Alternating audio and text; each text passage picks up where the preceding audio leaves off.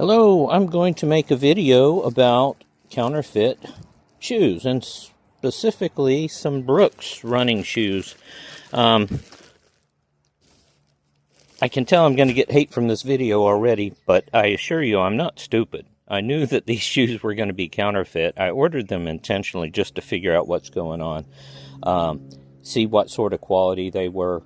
My curiosity got the better of me, so I found some counterfeit shoes. Obviously, 75 bucks is counterfeit, and I told my wife I was ordering them, but don't worry because I'll be covered. So they came in this envelope. They were advertised as shipping without a box to save shipping space, whatever. So Brooks Glycerin, these are about $175 shoes, and I bought them for about $75. Now, mind you, I bought them on eBay. You have the buyer protection, and I paid for them with PayPal. So I knew, without a doubt, I'd get my money back, and it's not a big deal to have $75 out of circulation for as long as it takes, a month, 2 months, whatever. Not a big deal to me. Well, I have to say, when they came in, I was rather impressed with a lot of the characteristics of the shoe. The mesh is very, very similar to Brooks. These are genuine Brooks, which I paid full price for, of course. I find that I really need good quality shoes. So, look at the airbrushing detail on that. This is pretty good. That's not bad. Look at the intricate details there. The detail here. The detail there. It's amazingly good in places. So I have to say, if you were wearing these things, most people wouldn't be able to tell the difference. But look at the guide rails here. Guide rails are supposed to be a firmer piece of plastic that keep the shoe more rigid, and this is obviously just spray painted on. You can see that there's an overspray edge there and an underspray edge there. So, I mean, that was the first really bad giveaway on the outside, but I have to say, this is amazingly good quality. Look at the tongue. The tongue detail is fantastic. You put these side by side with a genuine pair of shoes, you would really be hard-pressed to tell. Obviously, after looking at them for a while, there are a few glaring differences. The biggest jumps right out at you is this isn't colored. On genuine Brooks, there's always a colored detail. So it seems like with all the trouble they went to make these things right, just not running that across the silk screen and painting it is a big. But the most obvious thing is when you look in this shoe, look at the edge of that insole.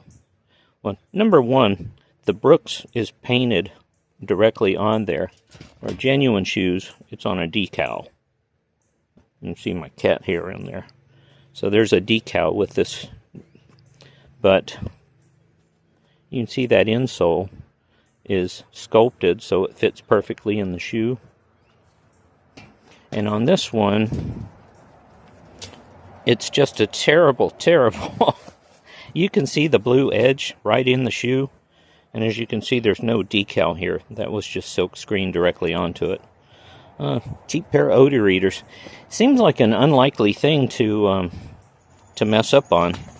But the most disturbing thing is how simple the shoelace details are. These are the cheapest shoelaces. As soon as you put your hands on them, you're like, oh my god, those are cheap. And of course, these are supposed to have the lime color on the ends of them. Almost all of the Brooks shoes, probably all of them, have a detail on them. These shoes have the orange on them. But the shoestrings feel just awful. They feel so cheap. They feel so thin. And of course, they don't pass the look test at all. And of course, Brooks doesn't shove cheap paper inside the shoe either. I checked the product code. I have to say this label is accurate for the model, the size, and the style of the shoe. So I checked it out. The barcode looks pretty good. I don't see any glue coming out here.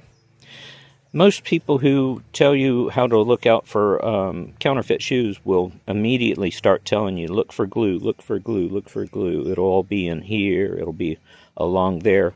But a pair of shoes like this that's basically white, the glue blends right into it. Doesn't look great here, but it really doesn't jump out at you at all. Another big giveaway is this toe box has no reinforcement. It's just fabric. And every other pair of Brooks shoes has a reinforced toe box.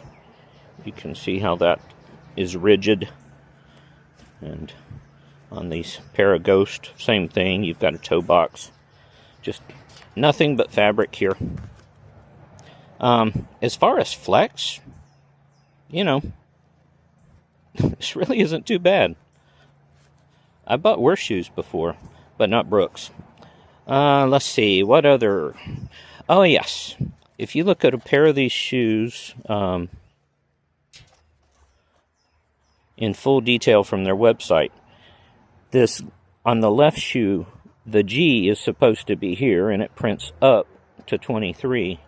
And on the right shoe, it's supposed to start with 23, and then it prints up to the G. So these tongues are backwards. Overall, though, it's pretty amazing. Look at the cushioning. They put so much work into doing some things right. But obviously, this is just a cheap memory foam here. It's not the nitrogen-injected precise foam that you expect. And obviously, if you were to wear these, they look okay, but I still wouldn't pay $70 for a pair of knockoff shoes just because they look good. The whole reason I buy Brooks shoes is because my feet are old and I need it.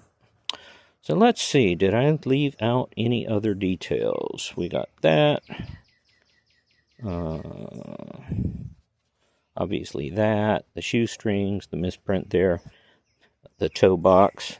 I think that's enough to go on, but what a shame that people can make shoes with such good quality, and instead of doing it right and competing against Brooks, they just want to take their intellectual property. And so, anyhow, I've already contacted the seller, and I said the shoes weren't as advertised, and I told the seller that they're obvious counterfeits. I took pictures.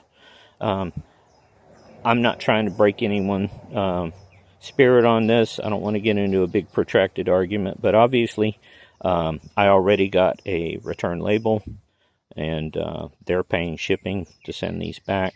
And then I will get my money between the eBay guarantee, the PayPal guarantee, and then the guarantee on my credit card against fraud. I'm absolutely covered. But anyhow, if anyone else has been curious about it like I was, let's give you a good look into it. What a shame that people have so much ability and they use it to try to rip people off. $70 for a pair of generic shoes that look pretty good is not a good deal. And so hopefully I've saved some people the trouble of satisfying their curiosity. Thanks for looking.